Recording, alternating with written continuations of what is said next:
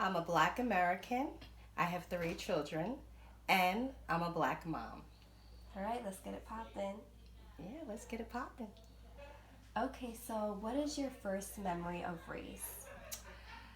I would say my first memory of race, I think I was in elementary school. I got invited to a birthday party.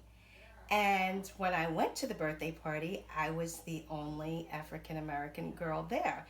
And I had a great time. It wasn't a bad experience, but I realized that I was the only African American girl there. But I still had a good time. But that would be like my first memory of like, oh, there's no one here that looks like me. So, how did that feel? I guess because I was young and it wasn't a bad experience, it felt fine. But it felt fine. It wasn't unpleasant. But I looked around and I was the only black girl. And it was weird because it was like a pool party. And you already know. But I had a great time. It was fun. But that I would say that was like my first time where I looked around and I was the only brown girl in the spot. But I was cool with that. I feel that about the hair. So, did you teach your children about race? If so, what age? um, Me growing up, I wanted my children to have the same experience that I had.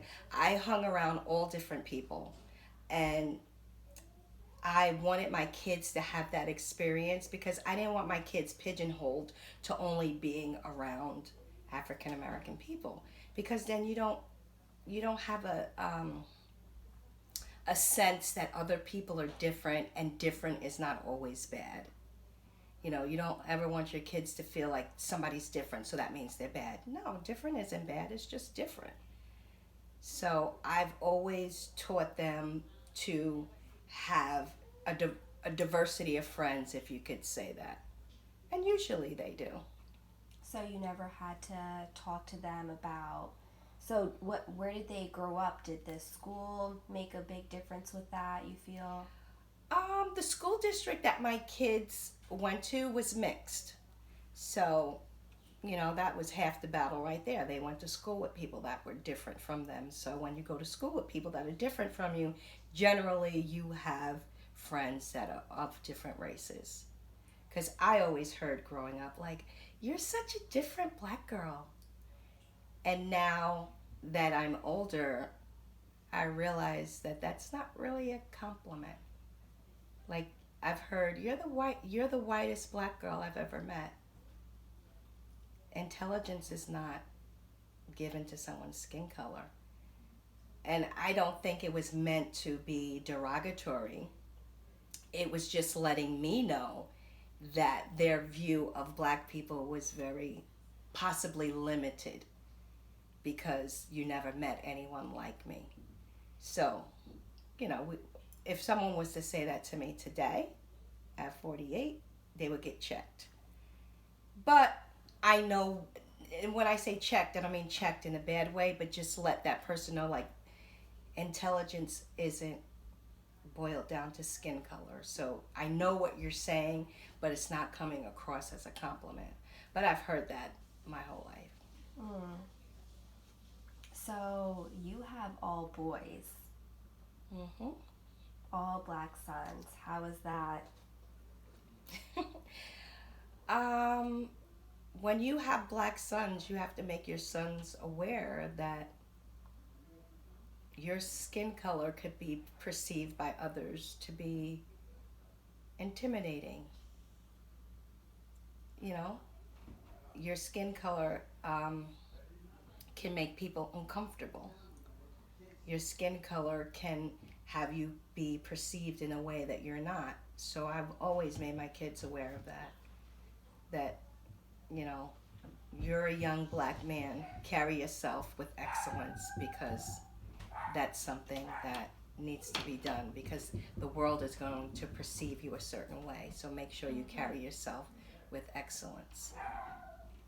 Do you have a story where you realized race deeply impacted your child? So, did they ever come home one day, or did a situation ever happen where you were like, wow? Yeah, so my youngest child was in fifth grade, and the school called and said that he could not go to the school dance because he used a racial slur against another child. So I said, well, what happened? Him and another girl who happened to be African American, she pushed him and called him a skinny African, and he pushed her and called her a queen. And they perceived that as a racial slur. So both children were not allowed to go to the fifth grade dance. Now I was thought it was hilarious because he called her a queen.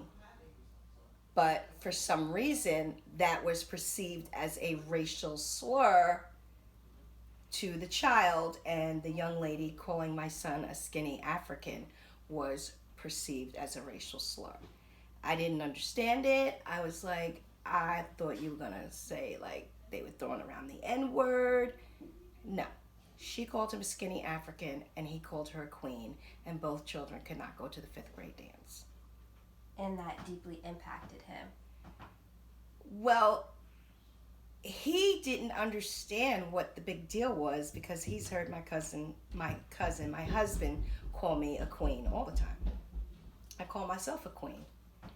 So I don't know if he kind of liked the girl or the girl liked him. I don't really know the relationship, but I thought that that was silly. I mean, could I have fought it?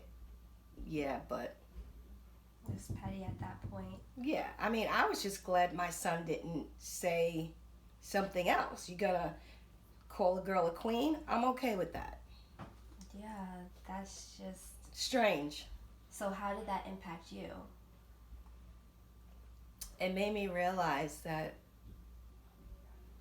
number one, I feel children of color are penalized way harder than other children because, granted, that to me that wasn't a reason to miss the fifth grade dance. That bothered me because it made me feel like, dang, in elementary school you can't even have a mishap. Like, That's a fact. it just made me like a little sad. Like, God forbid something really happened, then what would be the consequences? So At such a young age, they should have the opportunity to grow and be like, wow, that was a mistake. And I grow from here. And well, that's statistics it. show that brown and black children are disciplined at a higher rate than other children, and I felt like that was just ridiculous, and it made me kind of sad because I knew that's what it was. Because for any adult listening in on what happened, I don't think that that should have been the outcome, but it was. So that kind of made me sad because it was unfortunate, but that goes to show you how children are perceived. How often is race talked about with your children? Or they're not really children, right? They're teenagers now. Right. And then your oldest is an adult. So how often do you guys talk about race, and what are those conversations like? Well, with my middle child, who is 19, race has been talked about quite a bit with the social atmosphere and climate that we're living in. He's a new driver. He drives a nice car. It's got a booming system. We tell him, listen, when you walk out of the house, be aware that your skin color, and I know I keep saying that, but it's so true. You driving past, booming your music, enjoying sunroof down could be perceived to someone, oh, he's a drug dealer. What is he doing with a nice car like that? Meanwhile, it was handed down to him from his dad. Meanwhile, my son works. My son doesn't do drugs. But someone seeing that could automatically think, oh, well, let's see what's up with him. We've heard about a celebrity's child who got pulled over for driving a nice car, and, how did you get this car? Where did you get this car? What are you doing to have this car? Like, simple things will be questioned.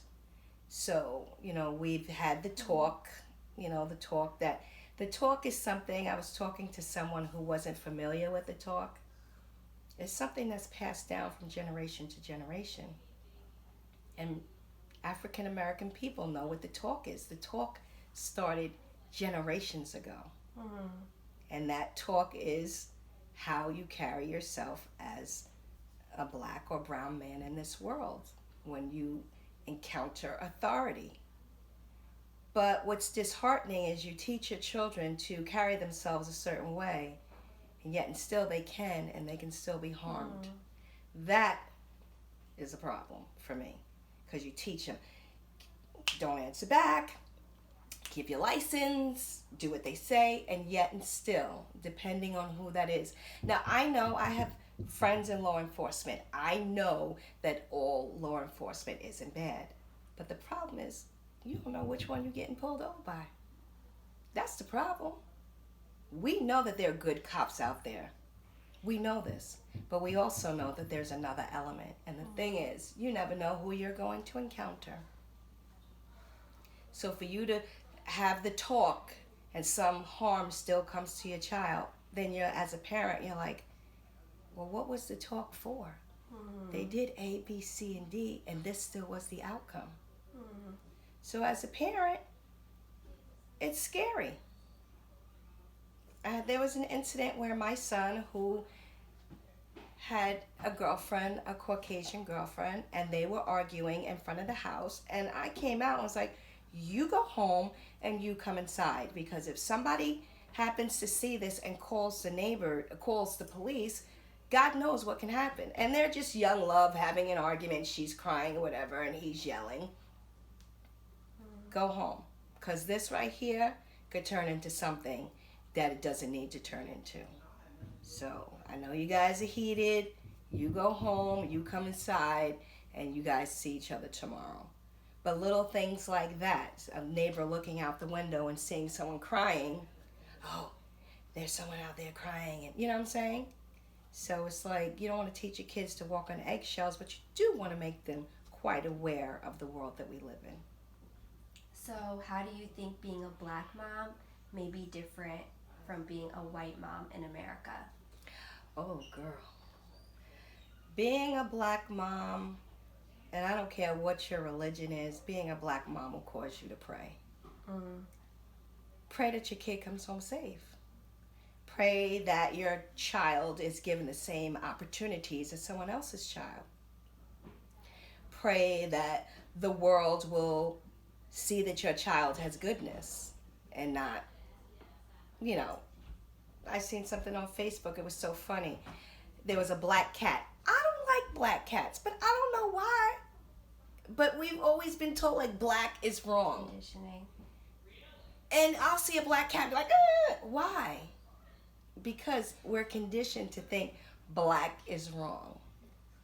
And we have to retrain our mind, like we have to. So being a black mom, you just always feel like your child got to be on point with their appearance, on point with everything they do, because you know that there's somebody out there that's picking them apart just by what they look like. So you want to always feel that, your child is on point. And we've been told, your boys are so good. Well, why wouldn't they be? Your boys are so polite. And not to be rude and sassy, but yeah, because we raised them that way. We raised them to be polite. We raised them to respect authority and adults. Just like you raise your children. But there's, that conditioning. Automatically they're bad, they're dangerous, they're a threat. Right. So being a black mom in America will cause you to pray for your children that they have a fighting chance in this world. Because that's all you want. You want your child to have the same opportunities and pathway that somebody else's child has. That's the difference. As a black mom, you feel like there's already a strike against you because of your skin color. And some people might say, oh, well, you're using that as an excuse. Well, until you've lived in brown skin, you don't know what that's like. So it's not an excuse, it's a reality. It might not be someone else's reality, but it's not up to me to convince somebody of what our reality is. It's just, you know, and you shouldn't have to. Living in my skin, you don't know what that's like. All right, this is the last question. Uh-oh. What do you think America could learn from Black moms? Ooh.